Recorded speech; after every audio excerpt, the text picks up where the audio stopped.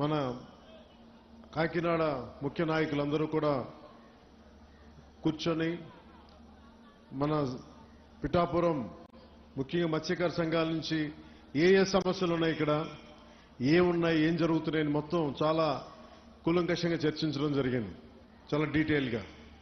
So ఒకసారి ఏం చేశాం, దాని తాలూకు సారాంశం ఏంటి, మీరు లేవనెత్తిన అంశాలకి మీరు నన్ను అఖండ మెజారిటీతో గెలిపించిన మీ పిఠాపురం ఎమ్మెల్యేగా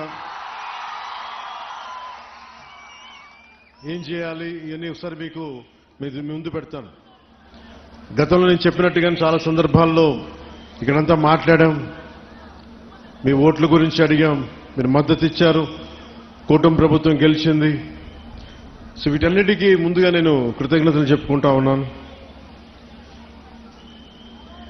దాదాపు 7,193 మత్స్యకార కుటుంబాలు దీనిని చేపల్ని పట్టడం అనేది ఆధారం చేసుకుని ఉన్నారు. సముద్ర స్వభావాన్ని అంచనా వేసి వేట చేయడం మన మత్స్యకార సోదరుల తాలూకు అపూర్వమైన నైపుణ్యం. ఇక్కడ 4 రోజులు ధర్నాలు చేశారు. అలాగే పరిశ్రమల కాలుష్యం వల్ల మాకు వేట మత్స్యజాతి అంతరించిపోతా ఉంది అని మీరందరూ చేసింది నాకు చాలా బాధ కలిగించింది. ఎందుకంటే మన జీవనోపాధి మీకు ఇబ్బంది కలుగుతూ ఉంది, ఎలా చేయాలి ఏంటి అనేది వీటి మీద మాట్లాడుతూ వచ్చాం. సో పొద్దున్నే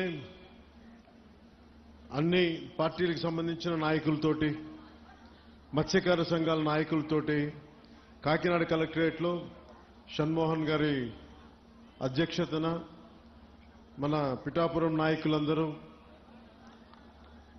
మన కాకినాడ ముఖ్య నాయకులందరూ కూడా కూర్చొని మన పిఠాపురం ముఖ్యంగా మత్స్యకార సంఘాల నుంచి ఏ సమస్యలు ఉన్నాయి, ఇక్కడ ఏమున్నాయి, ఏం జరుగుతున్నాయని మొత్తం చాలా కూలంకషంగా చర్చించడం జరిగింది, చాలా డీటెయిల్గా.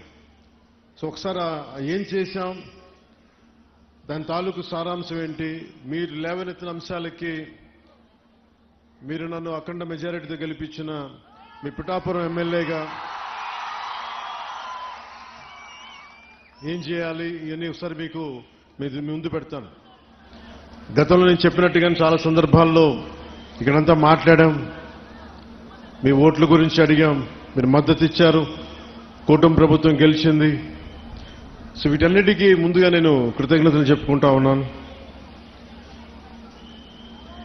దాదాపు 7,193 మత్స్యకార కుటుంబాలు దీనిని చేపల్ని పట్టడం అనేది ఆధారం చేసుకుని ఉన్నారు. సముద్ర స్వభావాన్ని అంచనా వేసి వేట చేయడం మన మత్స్యకార సోదరుల తాలూకు అపూర్వమైన నైపుణ్యం. అలాంటి మీకు అండగా ఉండటం మా అందరి బాధ్యత. కూటమి ప్రభుత్వం మత్స్యకారుల భరోసా కింద వేట నిషేధ సమయంలో 20,000 భృతిని అందించింది. మీ ప్రతి కష్టంలో నేను ఉన్నాను అని చెప్పడానికే ఈరోజు ఇక్కడ రావడం జరిగింది. యాక్చువల్గా 10వ తారీఖు వస్తానని చెప్పాం, ఒక రోజు ముందుగానే. మధ్యలో ఆరోగ్యం బాగాలేక రాలేకపోయాను, కానీ ఒకరోజు ముందే మీకు ఇచ్చిన డేట్ కంటే కూడా ముందే వచ్చాం. అలాగే మీరు సముద్ర గర్భం నుంచి తీసుకొచ్చే మత్స్య సంపద వేలాది కుటుంబాలకి ఆహార భద్రత, జీవనాధారం అందిస్తుంది. ఈరోజు కాకినాడ జిల్లా కలెక్టరేట్ సమావేశంలో నిర్వహించిన సమావేశంలో మన సమస్యలన్నీ నాకు దృష్టికి తీసుకొచ్చారు. ముఖ్యంగా ఇక్కడ నక్కపల్లి SEZలో కానీ, అటు మనకి తుని మండలంలో, మనకి తుని నియోజకవర్గంలో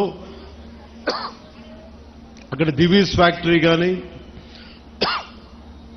ఇక్కడ అరవిందో కానీ, మిగతా చిన్న చిన్న పరిశ్రమల నుంచి కాలుష్యాలు వచ్చేస్తున్నాయి. మత్స్య